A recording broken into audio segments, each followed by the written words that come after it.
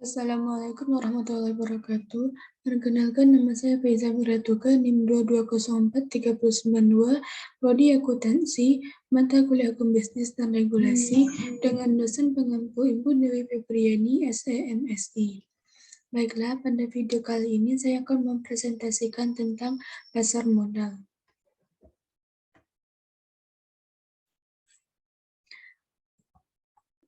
Pasar modal adalah menurut Undang-Undang Nomor 8 Tahun 1995 tentang pasar modal adalah kegiatan yang bersangkutan dengan penawaran umum dan perdagangan efek perusahaan publik yang berkaitan dengan efek yang diterbitkannya, serta lembaga dan profesi yang berkaitan dengan efek. Fungsi pasar modal. Yang pertama itu sebagai sarana penambah modal bagi usaha. Yang kedua, sebagai sarana pemerataan pendapatan, sebagai sarana peningkatan kapasitas produksi, sebagai sarana penciptaan tenaga, dan peningkatan pendapatan, serta sebagai indikator perekonomian negara. Selanjutnya itu sistem perdagangan pasar modal.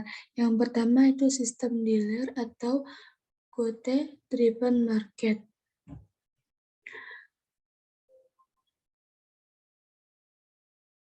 Dalam sistem dealer, bursa efek merupakan tempat bertemunya para dealer. Dealer adalah konsultan investasi bagi investor yang berperan sebagai mediator yang melayani investor dalam mengambil keputusan, menjual atau membeli efek. Dan sistem pialang atau order driven market. Sistem pialang ini adalah pesanan investor didaftarkan pada lantai bursa. Pialang adalah wakil atau anggota bursa yang setiap saat siap menerima pesanan, jual atau beli dari investor. Oleh karena itu, bursa akan mengatur pesanan order tersebut melalui sistem lelang secara terus-menerus. Di Indonesia terdapat dua bursa efek. Yang pertama itu Bursa Efek Jakarta dan Bursa Efek Surabaya. Bursa Efek Jakarta memiliki 4 macam indeks harga saham, yaitu indeks harga saham gabungan, yang artinya indeks harga saham yang melibatkan semua saham yang tercatat di bursa sebagai komponen perhitungan indeks. Yang kedua itu indeks sektoral, merupakan indeks harga saham yang ditentukan berdasarkan harga saham dalam kelompok masing-masing sektor. Selanjutnya, indeks LQ45 adalah indeks harga saham yang ditentukan dengan menggunakan 45 saham yang paling likuid. Dan indeks individual adalah indeks harga masing-masing saham terhadap harga dasarnya. Selanjutnya itu tentang go public. Go public atau sering disebut juga penawaran umum adalah kegiatan penawaran saham yang dilakukan oleh perusahaan kepada masyarakat atau publik. Dengan menawarkan saham kepada publik, maka perusahaan tersebut akan tercatat di bursa menjadi perusahaan publik atau terbuka. Proses go publik yang pertama yaitu tahap persiapan. Tahap ini merupakan tahapan awal dalam rangka mempersiapkan segala sesuatu yang berkaitan dengan proses go publik. Pada tahap yang paling awal, perusahaan perlu melakukan rapat umum pemegang saham untuk meminta persetujuan para pemegang saham dalam rangka go publik. Setelah mendapat persetujuan, selanjutnya perusahaan menunjuk penjamin pelaksana emisi serta lembaga lain untuk membantu proses go publik. Yang kedua itu tahap pengajuan pernyataan pendaftaran. Pada tahap ini, perusahaan menyampaikan pendaftaran kepada lembaga terkait, yaitu Otoritas Jasa Keuangan atau OJK. Yang ketiga, tahap penawaran saham. Tahap ini merupakan tahap utama, karena pada waktu inilah emiten menawarkan saham kepada masyarakat di pasar perdana atau IPO. Investor dapat membeli saham tersebut, tidak seluruh agen penjual yang telah ditunjuk.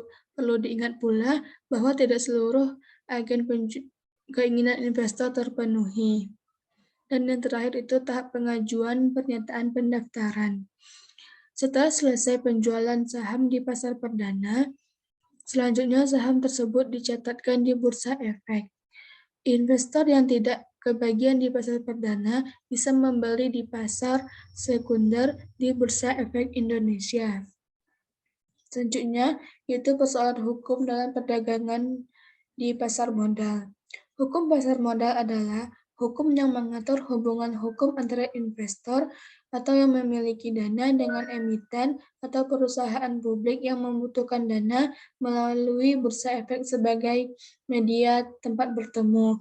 Sedangkan hukum penanaman modal adalah hukum yang mengatur tentang bagaimana investor yang bermaksud menanamkan modalnya dalam bidang usaha tertentu di Indonesia. Letak perbedaan di antara keduanya terletak pada tujuan investasi. Hukum pasar modal tujuan investasinya adalah untuk jangka pendek, sementara itu hukum penanaman modal tujuan investasinya lebih menekankan kepada investasi jangka panjang. Dari sisi kelembagaan hukum pasar modal dan hukum penanaman modal, masing-masing memiliki kelembagaan sendiri yang mandiri.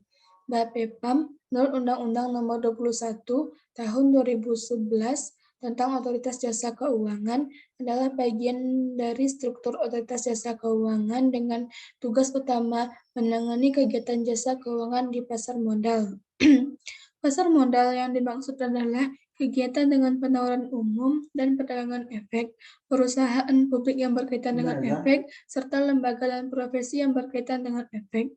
OJK sendiri adalah lembaga yang independen di dalam melaksanakan tugas dan wewenangnya, sehingga tidak tergantung kepada instansi lain, baik secara vertikal maupun horizontal. Manfaat pasar modal. Manfaat pasar modal untuk emiten yang pertama yaitu jumlah dana yang dapat dihimpun berjumlah besar. Dana tersebut dapat diterima sekaligus pada saat pasar perdana selesai. Tidak ada konvenan sehingga manajemen dapat lebih bebas dalam pengelolaan dana atau perusahaan. Solvabilitas perusahaan tinggi sehingga memperbaiki citra perusahaan dan ketergantungan emiten terhadap bank menjadi lebih kecil. Selanjutnya itu manfaat pasar modal untuk investor. Yang pertama, nilai investasi berkembang mengikuti pertumbuhan ekonomi. Peningkatan tersebut tercermin pada meningkatkan harga saham yang mencapai capital gain dan memperoleh dividen bagi mereka yang memiliki atau memegang saham dan juga bunga yang mengambang bagi pemegang obligasi, serta dapat sekaligus melakukan investasi dalam beberapa instrumen yang mengurangi risiko. Baiklah, pada video kali ini itulah yang dapat saya sampaikan. Terlebih terkurang, saya mohon maaf. Assalamualaikum warahmatullahi wabarakatuh. Waalaikumsalam warahmatullahi wabarakatuh.